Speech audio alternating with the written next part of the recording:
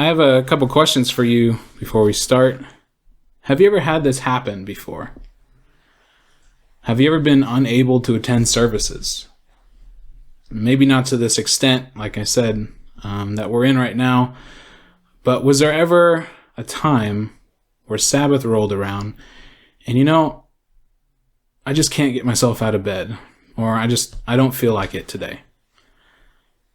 With today's technology, our ability to have a website and stream services makes it a whole lot easier to share what we do with others that cannot be with us.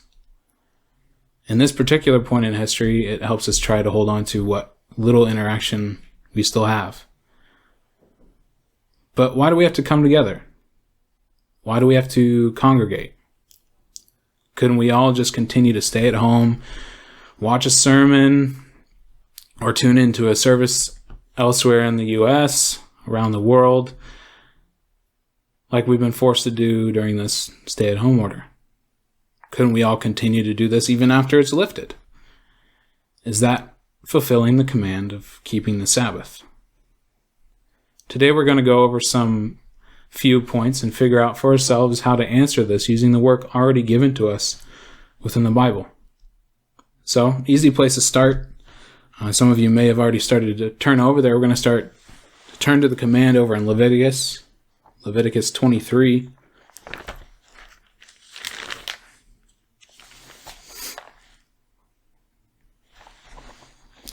Leviticus 23, verse 3 says, 6 days shall work be done, but the seventh day is a Sabbath of solemn rest, a holy convocation. You shall do no work on it. It is a Sabbath of the Lord in all your dwellings. This is at the start of the summary given by God, times that is set aside for worship. Here he starts off with the Sabbath day. So it is a feast day. There are a few things that we find here in the verse, as well as the commandment given back in Exodus that lay out what the Sabbath day means to us, as well as some of the things we are to do and some of the things we're not to do. Things like rest. God says that on all the other days you work, but not on this day. And all the other days you can seek your own pleasure within the commands of God, obviously. Do the things you want, but not on this day. This day was made holy, and we should keep it holy because God chose this day. The list can go on as to what this day is and what it means and for God's people. But one thing we see in this verse is that it is, quote, a holy convocation. Some of your Bibles may say a holy assembly. And if you look at the Hebrew word here used, it's mikra, and it means the same thing. It only means and is translated into a handful of words, which all require the gathering of people. Those handful of words are assemble, assembly, convocation or convocations, a summoning, and a reading. It's not only a convocation, though. The verse said a holy convocation. So the Hebrew is a kodesh mikra, an assembly that is set apart, made holy by God. It is a part of the command of the Sabbath day to assemble, to congregate. Now we understand that sermons online and our ability to stream services is a great tool, and it is needed, especially in this time. It's needed for people who are ill or injured or unable to travel to the closest congregation. It is needed in times that we're in today. It is a really amazing gift to have some kind of connection, if those be the circumstances. But I guarantee that everyone who are forced by circumstance wish they were gathered together. We wish we were gathered together. But when the restrictions are lifted and some sort of normalcy returns, when it comes to preference, when it comes to desire, and when it comes to the option to come or not, we really don't have a choice, do we? It's part of the command. But why do we have to assemble? Why do we have to congregate? Sounds like a child going to his parents asking a billion times why. And sometimes that's how we interact with God. But why do we have to congregate? I can listen to the same sermon in the comfort of my own home, maybe with my wife, with my husband, with my family, with my friends. And doesn't the Bible say that when 2 or 3 are gathered in God's name, He's there? Well, let's turn over to Matthew and look at that scripture.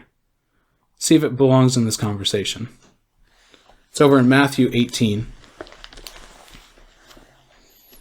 Matthew 18, and that particular scripture is verse 20. For where 2 or 3 are gathered together in my name, I am there in the midst of them. So there it is, plain and simple. All we need to do is have a spouse or a friend, and we've completed the Sabbath. Or did we? This part of Scripture is pulled for this argument too often. So let's look at the context. Starts up at verse 15. Moreover, if your brother sins against you, go and tell him his fault between you and him alone. If he hears you, you have gained your brother. But if he will not hear you, take with you 1 or 2 more, that by the mouth of 2 or 3 witnesses every word may be established. And if he refuses to hear them, tell it to the church. But if he refuses even to hear the church, let him be to you like a heathen or a tax collector. Assuredly I say to you, whatever you bind on earth will be bound in heaven, and whatever you loose on earth will be loosed in heaven. Again I say to you that if 2 agree on earth concerning anything they ask, it will be done for them by my Father in heaven.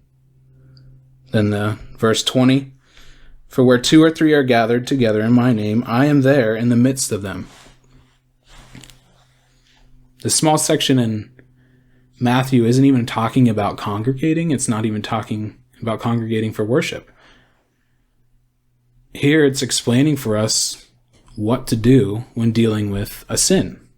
When judging between a situation where a sin had taken place and a righteous judgment or an action needs to be made. In fact, it's referencing the law concerning witnesses that was given back to us in Deuteronomy. And we're not going to turn there, but it's Deuteronomy 19 and verse 15, if you want to write that down in your notes.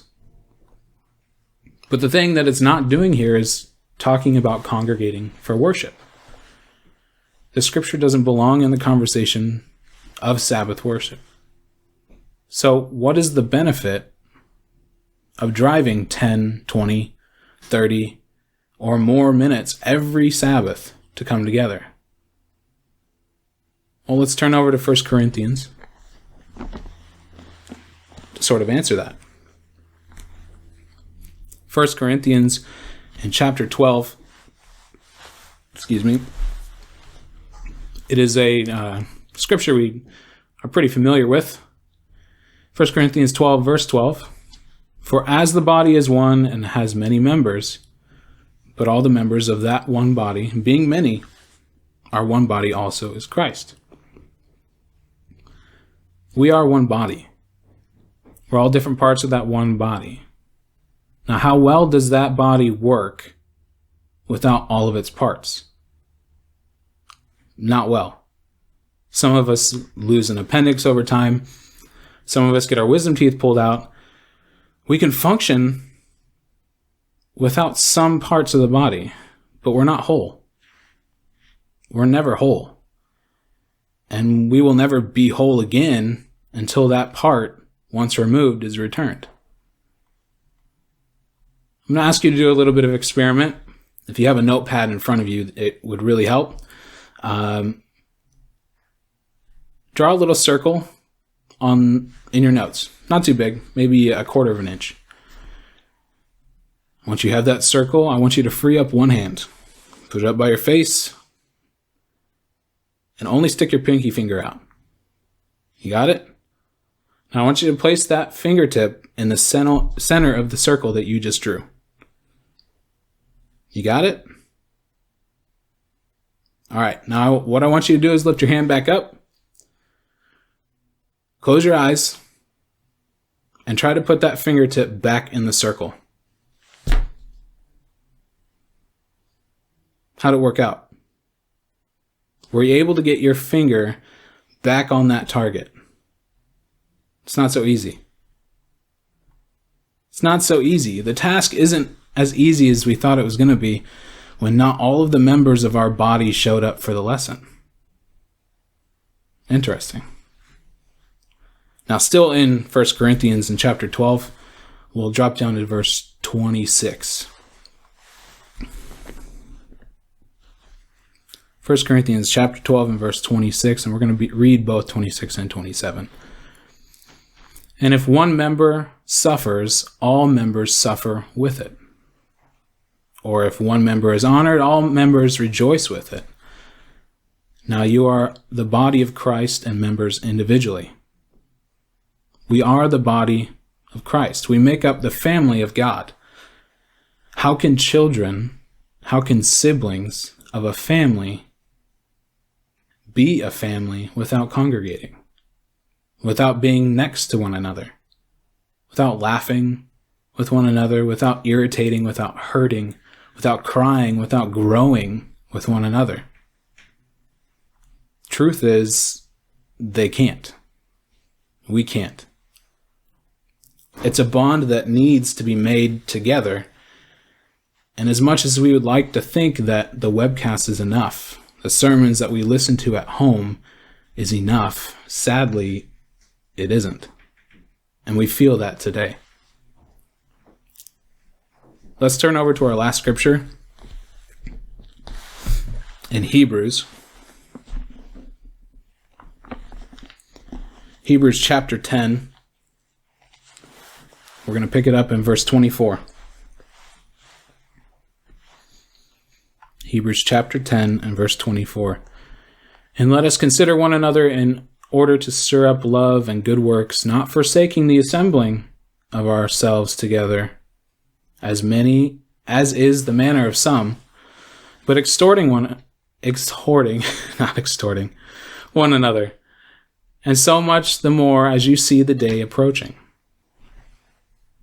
The question of whether we should assemble is not new, and we see in these two verses the same thing was happening then. Some were forsaking the assembling of everyone. Here we are asked to stir up love and good works and exhort one another because things are just going to get harder. Things are strange, and things are somewhat difficult for us today in this current trial. And we look forward to the time when we can meet again, fully fulfilling the command of the Sabbath. But the day is approaching, and we need all of our parts of the body to work together. How can we do that if our eyes don't show up to the lesson?